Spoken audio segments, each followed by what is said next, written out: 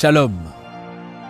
George Brown est un enseignant qui avait remplacé un autre qui avait démissionné d'une classe désordonnée.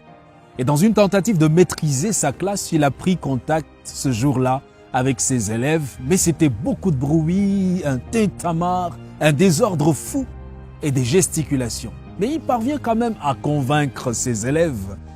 Il les a amenés à définir des lois et se sont entendus que si ces lois venaient à être transgressées, il devait y avoir des conséquences. Ils ont bientôt ébauché une dizaine de règles qui condamnaient entre autres le vol, le retard et la tricherie.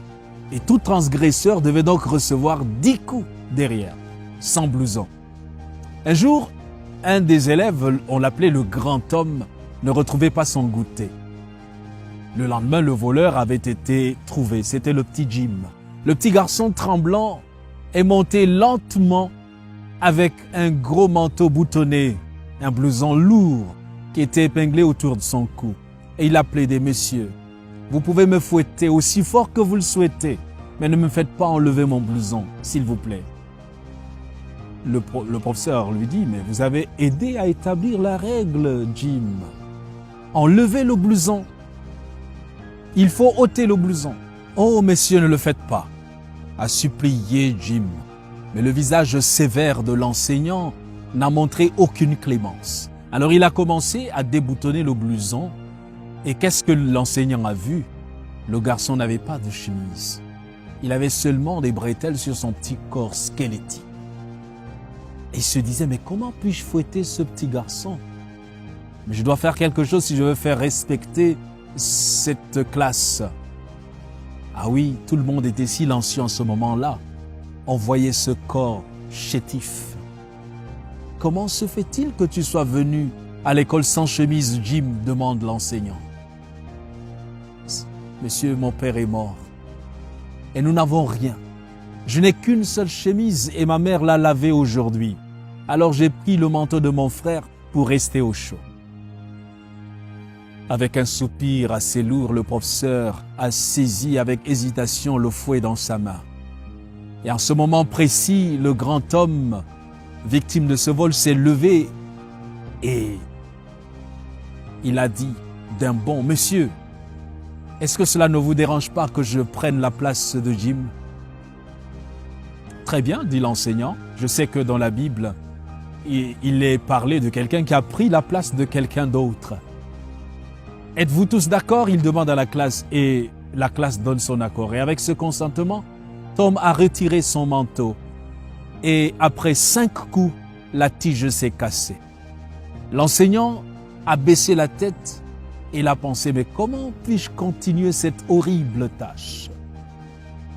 Puis il a entendu toute la classe sangloter. Et qu'est-ce qu'il a vu?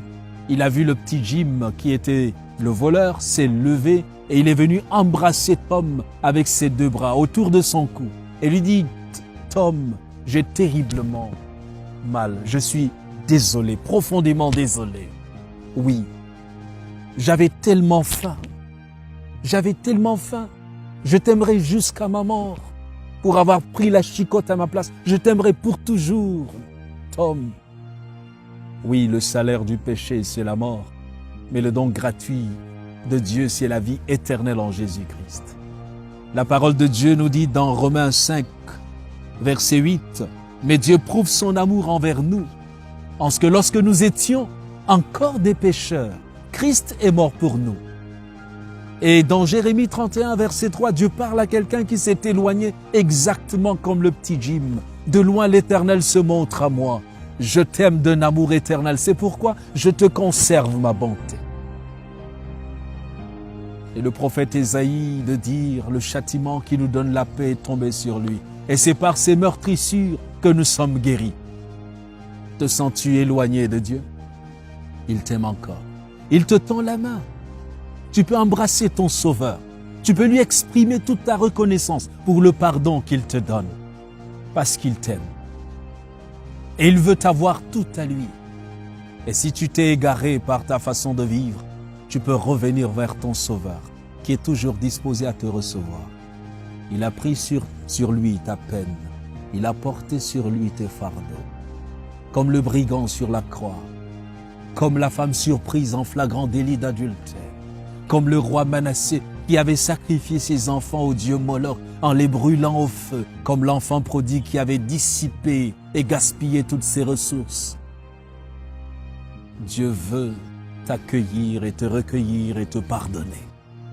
Alors que sa grâce agit, alors que son esprit te convainc de tes péchés, ne reste pas figé sur ce passé nauséabond, non, ne reste pas figé, mon frère, ma sœur. Regarde à la croix de Jésus, confesse ton péché et accepte de laisser Dieu régner dans ton cœur, car Dieu, il t'aime encore. Que Dieu te bénisse.